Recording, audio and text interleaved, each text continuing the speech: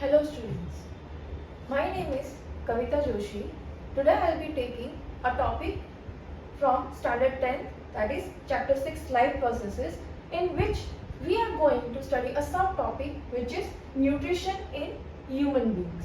Okay, so nutrition is a very important part of any living organism. From different life processes are there in living organism, like we know excretory systems are there are nervous system, then there are respiratory system.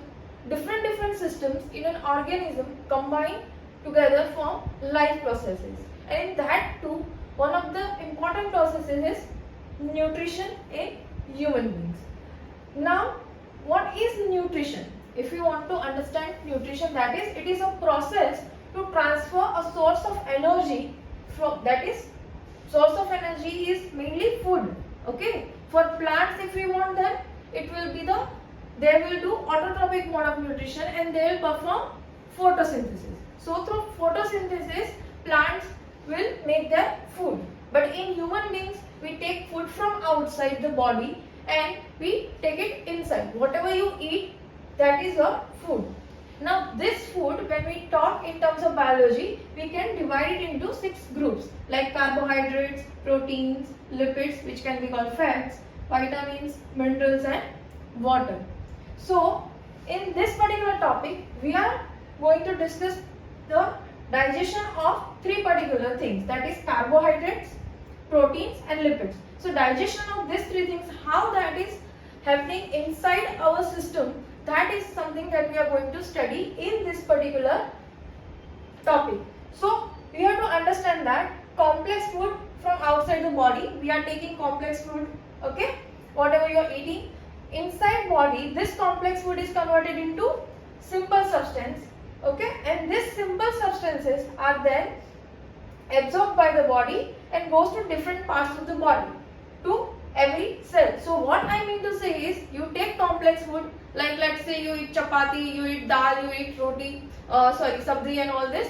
All these things are complex substance. Now how to make it simple so that all the cells of your body can get energy from them. So let's understand complex. What is complex? What is simple?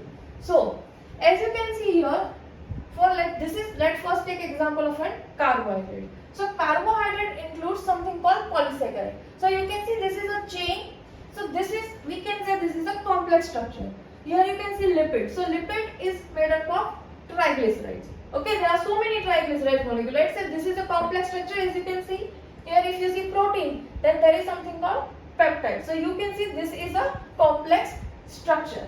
Now what happens is, let's see if you break it down from here, then what happens? It is disaccharide. From many, poly means many, 1, 2, 3, so there will be n number.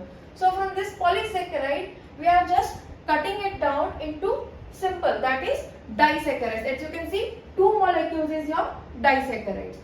Further, if you break it down, it will be of single one. So you can say monosaccharide. So single molecule is monosaccharide. This is in terms of carbohydrates. If we say lipids, the same procedure is repeating. Okay. Once you cut this triglyceride, it will be formed 2 things, that is fatty acids and glycerol. So this is a complex substance. We are converting it into a simple substance. Okay. And finally there is protein, that is peptide, which will be converted into amino acid. This single unit is called amino acid. So again, let us look at further with this. So again, this one diagram is there to demonstrate the same thing. This is carbohydrate. So many, this is a chain. If you break down the chain, this is simple substance, that is glucose. Many a time you might have heard that glucose is a carbohydrate. So yes, from if we have this particular type of polysaccharide, when you cut it down, it will be forming glucose. And glucose is something that will give energy to the cell. Same way, whenever you eat any fatty food, okay, containing oil and all, so there will be triglyceride. Break it down, we have fatty acids. Okay, from this are the units from which you will get the energy. Okay, and again see this.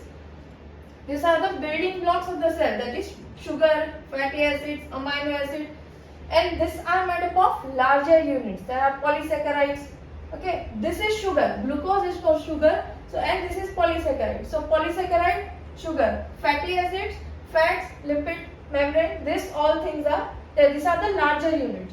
So if you combine so many sugars together, you will have polysaccharides.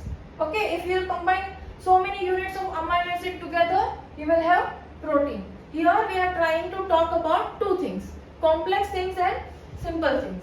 I hope you understand that. Now let us look at the digestive system. Okay, so digestive system we have two things. First is alimentary canal, that is a long tube extending from mouth to anus.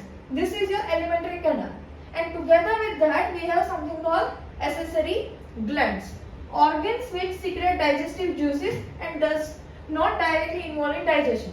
So accessory glands, what is the meaning of that? That these are the organs, they secrete something which we call as digestive juices, but they are not directly involved. They don't do the function directly, they give the juices. So this juice will help alimentary canal in performing the function.